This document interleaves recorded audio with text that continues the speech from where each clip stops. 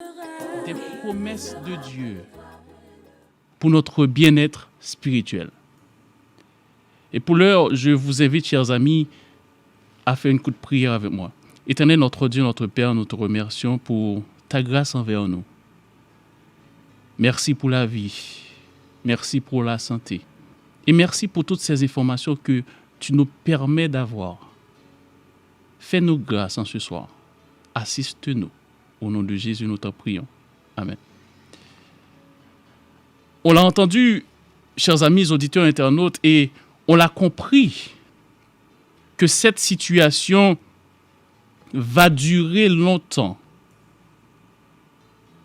Et le titre de notre causerie pour ce moment de grâce est « L'attente se fait sentir ».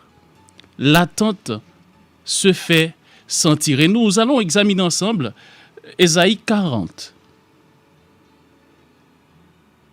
L'attente peut être remplie d'une impatience ardente. Les enfants attendent 25 décembre ou encore le jour de leur anniversaire. Les adolescents qui attendent d'obtenir leur permis de conduire. Les adultes attendent avec joie le jour de leur mariage ou l'arrivée de leur premier enfant. L'attente se fait sentir. Il y a aussi un côté plus difficile à attendre. Les parents attendent avec impatience une évaluation médicale après que leur enfant a eu un accident. Lorsque nous avons perdu un emploi ou lorsqu'un conjoint est gravement malade, nous attendons avec un cœur lourd une indication que Dieu veille sur nous et pourvoit à nos besoins. L'attente se fait sentir, chers amis. Ésaïe 40 commence par des paroles de réconfort au verset 1er. Ésaïe 40, verset 1er nous dit « Consolez, consolez mon peuple, dit votre Dieu ». Et se termine par des paroles d'espérance. Alléluia. Verset 31, nous voyons, Ésaïe nous dit « Mais ceux qui se confient en l'Éternel renouvellent leur force. Ils prennent le vol comme les aigles. Ils courent et ne se lassent point. Ils marchent et ne se fatiguent point. » En qui avons-nous confiance en ce moment? Mais ceux qui se confient en l'Éternel, en qui avons-nous confiance en ce moment, chers amis? Aussi merveilleuses que soient ces promesses, nous pouvons tous témoigner que nous espérons à la fin du confinement, mais aussi à la fin de nos jours d'attente, alors que notre besoin de réconfort se poursuit. Dans Ésaïe 40, le prophète parle à un peuple qui se trouve dans une extrême détresse. La nation de Juda en captivité à Babylone, c'est une communauté bouillante de questions inquiétantes sur le péché, la rébellion, la souffrance et la fidélité de Dieu envers son peuple. La captivité babylonienne a amené une question inévitable aux lèvres de l'ancien Israël. Où est Dieu dans cette souffrance? Où est Dieu dans cette situation? Et sauvera-t-il son peuple avec qui il a fait une alliance? La réponse d'Ésaïe est un oui catégorique, chers amis. Au verset, Ésaïe nous dit, au verset 40 et au verset 1 et 2, le fait que Dieu se soucie de répondre à de telles questions est un réconfort pour ceux d'entre nous qui vivent nos propres saisons sombres de questionnement, de doute et de rébellion. Mais à travers Ésaïe, Dieu répond effectivement et il le fait en prouvant non seulement sa volonté de délivrer son peuple, mais sa capacité suprême à tenir sa promesse. Oh oui, mes amis, oh oui, chers jeunes, oui, mes personnes âgées, l'attente se fait sentir. C'est parti pour durer. Mais Dieu nous donne des promesses et c'est pourquoi nous vous encourageons à chaque fois on a l'opportunité d'intervenir, de vous dire d'étudier la parole de Dieu et l'esprit de prophétie. Dieu nous donne des promesses. À travers une série de questions rhétoriques, Ésaïe rappelle à ses auditeurs la suprématie et le pouvoir absolu de Dieu sur la nature. Il dépeint tous les océans, lacs, ruisseaux et les réduit à une simple goutte dans la main divine. Ésaïe dit que Dieu est si immense que s'il voulait peser les montagnes, il les arrachait simplement de la surface de la terre et les placerait sur une balance. Verset 12. Ainsi, chers amis, même les caractéristiques les plus impressionnantes de la création sont minuscules par rapport à l'immensité et la puissance de notre Dieu. Je dis Amen. La nation d'Israël a été impressionnée par l'immensité de sa situation difficile. Ésaïe voulait leur faire comprendre l'immensité et la puissance de leur Dieu. En qui avons-nous confiance, chers amis? Les versets 15 à 18, les succès et les échecs des nations étaient souvent attribués, chers amis, au pouvoir de leur Dieu à l'époque.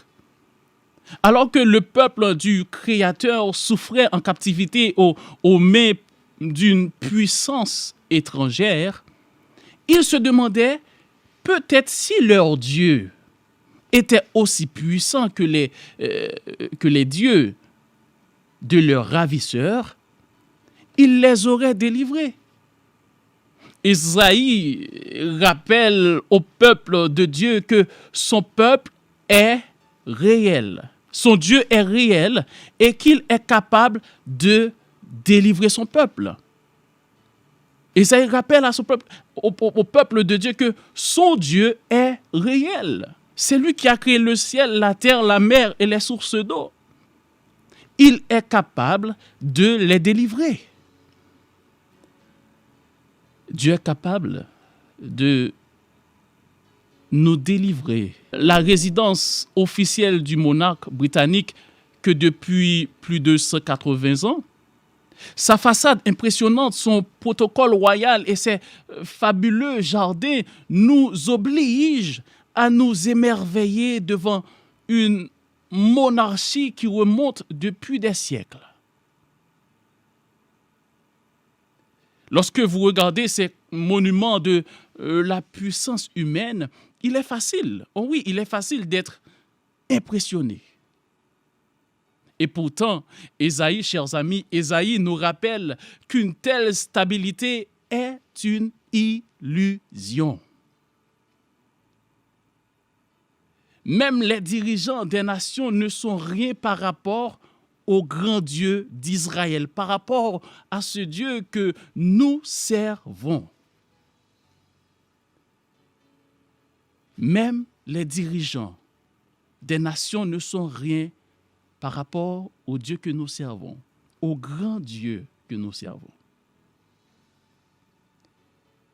Et le verset 31 que j'aime bien, nous dit que je vous invite à lire avec moi verset 31, Isaïe 40, verset 31, nous dit « Mais ceux qui se confient en l'Éternel se renouvellent leur force, ils prennent leur vol comme les aigles, ils courent et ne se lassent point, ils marchent et ne se fatiguent point. » C'est la réponse de longs chapitres détaillant l'immense pouvoir et la suprématie de Dieu, chers amis. Dans ce chapitre, Ésaïe considère l'immensité de l'océan et la hauteur des montagnes et rappelle au peuple de Dieu, votre Dieu est plus fort et plus puissant. Amen. L'attente se fait sentir, oui, l'attente se fait sentir, chers amis. Mais notre Dieu est plus fort, il est plus grand. Chaque jour, le nombre de contaminés augmente. N'oubliez surtout pas, chers jeunes, n'oubliez surtout pas, chers amis, que notre Dieu est plus grand. Chaque jour, le nombre de décès grippe. Mais notre Dieu est plus puissant, chers amis. En qui avons-nous confiance? Si vous voulez avoir la vie éternelle, je vous invite vraiment à avoir une relation intime avec ce Dieu qui a tout dans ses mains. Avec ce Dieu qui a créé le ciel, la terre, la mer et les sources d'eau, et qui nous a créés. En qui avez-vous confiance? En ce Dieu qui vous a créé, qui vous donne la vie, qui vous accorde la santé? En qui avons-nous confiance? Mais ceux qui se confient en l'Éternel, je vous invite, chers amis, nous invite, chers jeunes, à nous confier en l'Éternel, à faire Dieu confiance, à le laisser nous guider. J'aimerais vous rappeler, chers amis, que les choses ne seront pas meilleures qu'avant. N'attendez pas que les choses soient meilleures qu'avant, non. Aujourd'hui, vous et moi, nous devons avoir une relation intime avec Dieu. Nous devons vraiment nous connecter avec Dieu. Et peu importe les souffrances, peu importe l'attente, nos regards doivent être fixés là-haut, là où est notre place, là où notre Dieu est allé préparer une place pour nous, vers le ciel, vers le Canaan céleste, vers ce Dieu qui nous a créés, qui vous a créés. Aujourd'hui, nous devons vivre pour Dieu et l'accepter dans notre vie. Je vous invite à accepter Jésus, à accepter son sang, car son sang est l'antidote qui peut nous rendre plus blancs que la neige, qui peut nous pardonner de tous nos péchés, de toutes nos culpabilités. Acceptons Jésus. Acceptons son sang qui a été coulé pour chacun d'entre nous. J'aimerais vous laisser avec ce texte que nous trouvons dans Apocalypse 21, verset 4, qui nous dit « Il essuiera toutes larmes de leurs yeux. » Amen. Et la mort ne sera plus. Et il n'y aura plus ni deuil, ni cri, ni douleur, car les premières choses ont disparu. Mes amis, lorsqu'on passe du temps dans la parole de Dieu, c'est vrai, l'attente se fait sentir, mais Dieu nous donne des promesses pour nous permettre d'attendre, pour nous permettre de lui faire confiance, peu importe vents et marées, de rester fidèles, car il reviendra bientôt, chers amis. Il reviendra vous chercher, car il est allé préparer une place pour vous et pour moi. L'attente se fait sentir, mais notre Dieu est bon et tout-puissant. Prions. Éternel, notre Dieu, notre Père, c'est vrai, l'attente se fait sentir, c'est difficile de rester dans une maison confinée, mais nous te demandons, Seigneur, de nous accorder la sagesse, l'esprit de discernement, et de bien utiliser ces moments pour vraiment nous remettre en question. Où sommes-nous avec toi? Seigneur, aide-nous vraiment à passer du temps dans ta parole, à passer du temps dans l'esprit de prophétie. Car tu as des promesses, tu nous as fait des promesses. Nous sommes en attente de ton retour. Mais tu nous as laissé ta parole pour nous permettre de rester fidèles, de rester accrochés à toi. Dans ces moments difficiles, Seigneur, aide-nous à regarder toujours à toi, car tu es un Dieu grand, tu es un Dieu merveilleux, tu es un Dieu tout-puissant. Merci pour ton amour, merci pour ta grâce. Au nom de Jésus, nous t'en prions. Amen. Que Dieu vous bénisse, chers amis, et à samedi si Dieu le veut.